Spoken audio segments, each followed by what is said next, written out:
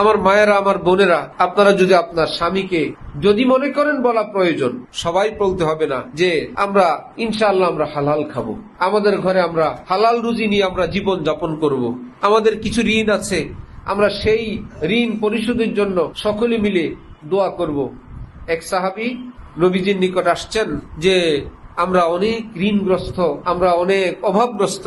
নবীজি তাকে দোয়া শিখাই দিছেন যে সুবহে সাদিকের পরে সূর্য উদয়ের আগে, যখন ফজরের নামাজের ওয়াক্ত হবে তখন থেকে নিয়ে সুবহে সাদিক থেকে নিয়ে সূর্য উদয় পর্যন্ত, সূর্য উঠার আগ পর্যন্ত, ফজরের ওয়াক্ত হবার পর ওয়াক্ত যতক্ষণ থাকে এর মধ্যে 100 বার সুবহানাল্লাহি ওয়া বিহামদিহি সুবহানাল্লাহিল আযীম ওয়া বিহামদিহি আস্তাগফিরুল্লাহ 100 বার পড়ো।